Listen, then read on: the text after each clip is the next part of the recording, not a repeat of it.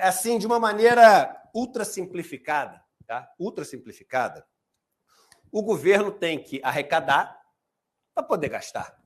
Não é isso? Sim. E ele arrecada de várias maneiras. Ele tem os impostos, ele tem, por exemplo, as empresas estatais que têm os seus resultados, né? E esses resultados o governo pode usar, mesmo se for uma empresa de capital misto, de economia mista, como a Petrobras, né? Quando a empresa distribui dividendos, um pedaço vai para o governo tem taxas que ele cobra das pessoas, tem tudo isso, né? Antes de fazer esse quadro aqui, deixa eu só mostrar duas coisinhas para vocês, ver se isso aqui está atrapalhando. Se tiver, eu chego para trás aqui. Só mostrar. Não, calma, gente. A produção pode ficar tranquila, que está tudo sob controle aqui. Aqui está mostrar para vocês uns gráficos, só para a gente mostrar dado oficial do governo. Porque isso aqui é um relatório oficial. Isso aqui é um relatório oficial da Receita Federal de 2017. O que eu quero mostrar para vocês? Do que o governo arrecada, com estados, municípios e governo federal, está aqui. Lá em 2016 era 2 tri, depois em 2017, 2 tri 127. Já aumentou bastante isso, mas só para as proporções não variaram tanto. O quanto do que o governo recebe de dinheiro vem do imposto sobre a renda. Imposto sobre a renda pega mais pobre ou rico? Rico. Porque o pobre está na menor alíquota de imposto de renda e está muito na informalidade. O rico é onde você poderia pegar o imposto sobre a renda do cara, dividendos, etc. No Brasil, isso representa, cadê o imposto sobre a renda? Menos de 20% da arrecadação total. No mundo, isso é mais de 1/3. A média é de 1/3 para cima. Então, enquanto no mundo isso é mais de 33%, no Brasil é 19%.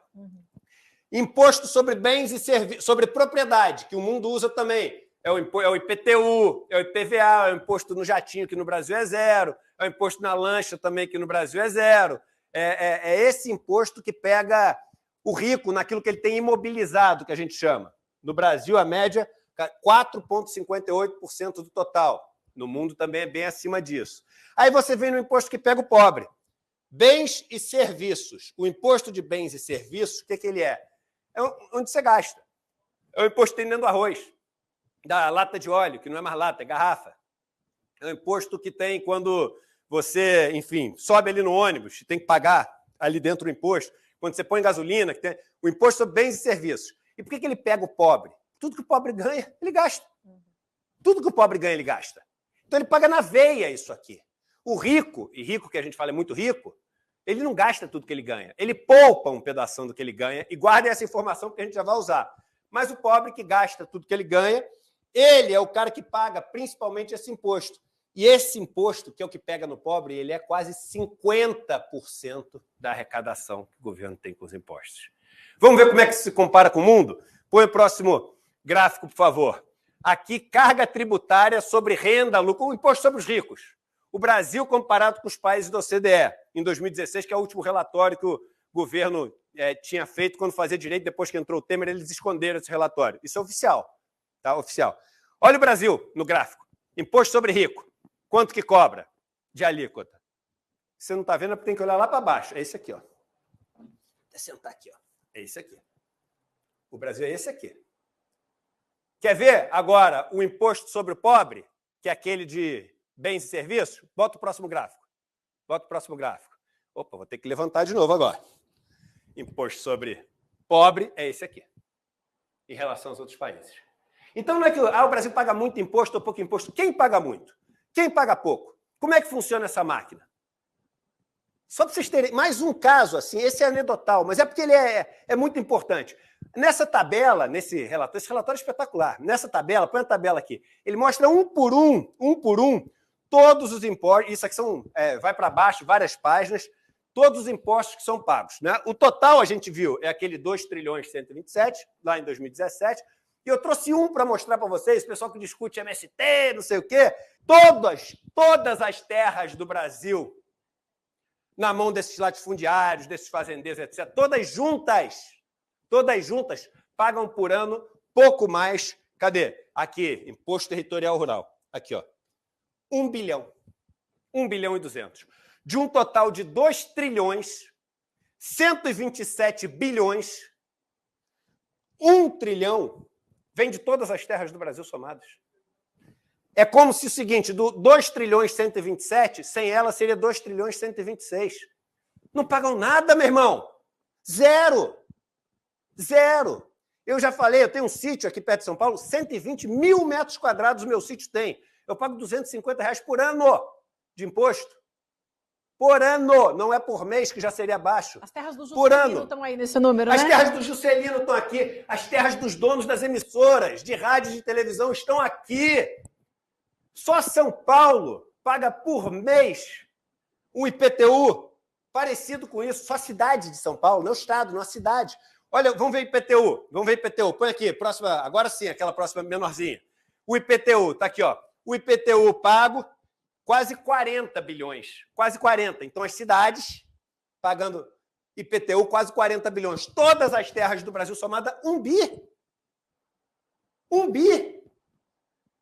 E você acha que o problema do Brasil é o MST? E o que esses caras do agronegócio, eles produzem, eles exportam. Sabe quanto é o imposto que eles pagam na exportação? É zero, William. É zero, William. E sabe quem que vai alimentar toda essa comida? É o povo na Europa, é o povo na China. Muitas vezes nem o povo, é o porco.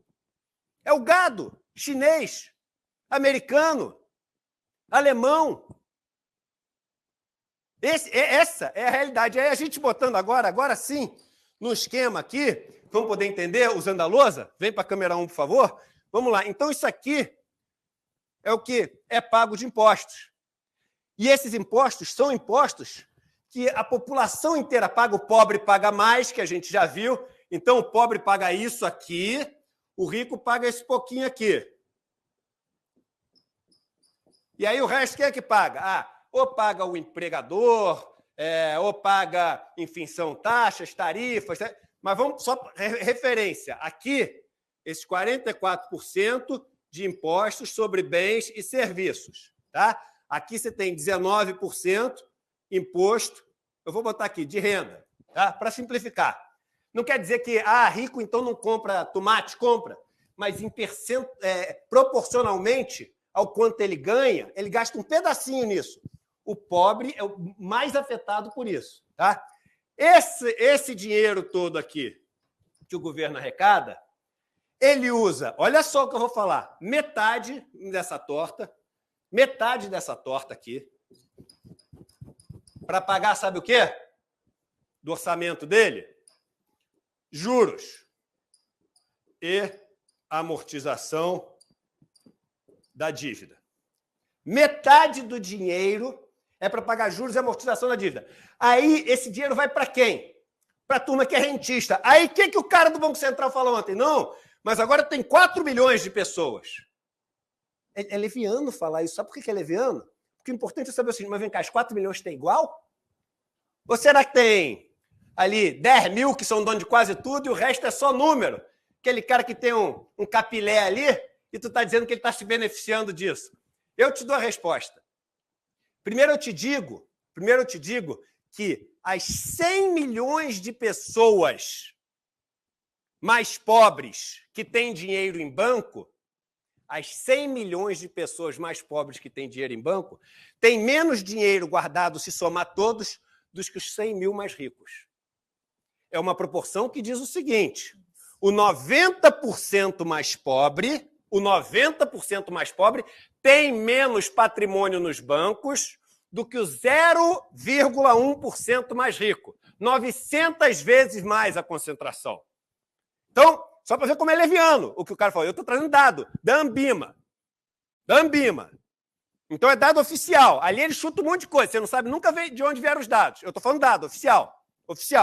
Mas vamos lá. Então, esses juros que são pagos, 90% vai para a mão da turma mais rica. Por quê? Porque se você for olhar outro relatório, que é o relatório mensal da dívida pública, que é feito pelo Tesouro Nacional, você vai ver que os bancos, corretoras, os fundos de pensão e os investidores estrangeiros juntos têm 85%, quase 90% da dívida pública.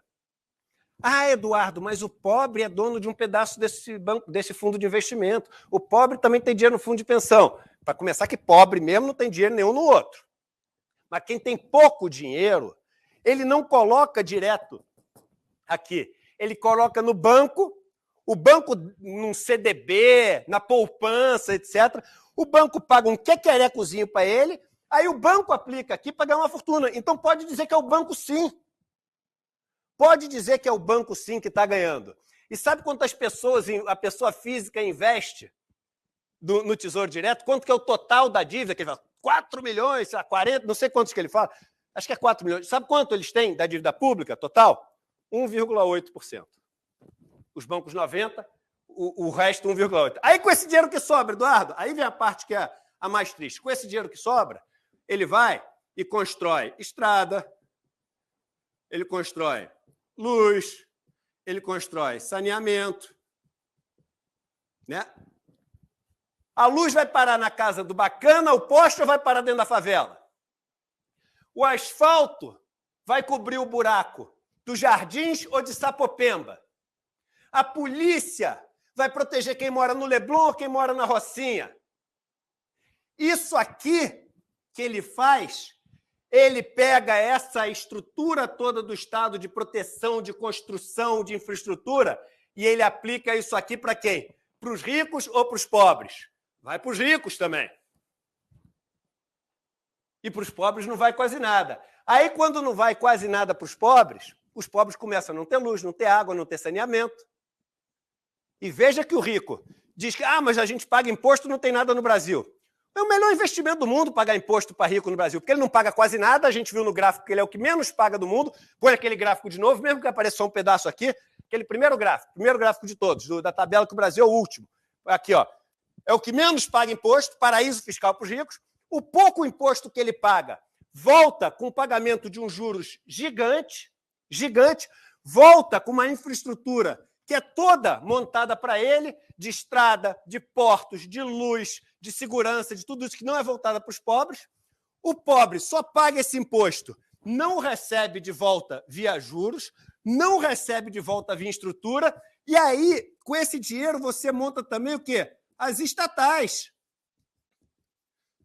que são empresas que vão poder oferecer isso e várias outras coisas para todo mundo. Mas como a gente já viu que as estatais não oferecem para todo mundo, elas são construídas com o dinheiro de todos, principalmente dos pobres, e quando a gente começa a ficar sem serviço para os pobres, o rico chega e fala o seguinte, meu irmão, esse negócio de estatal não funciona. Temos que privatizar. E quem é que compra a estatal? É o rico, meu irmão.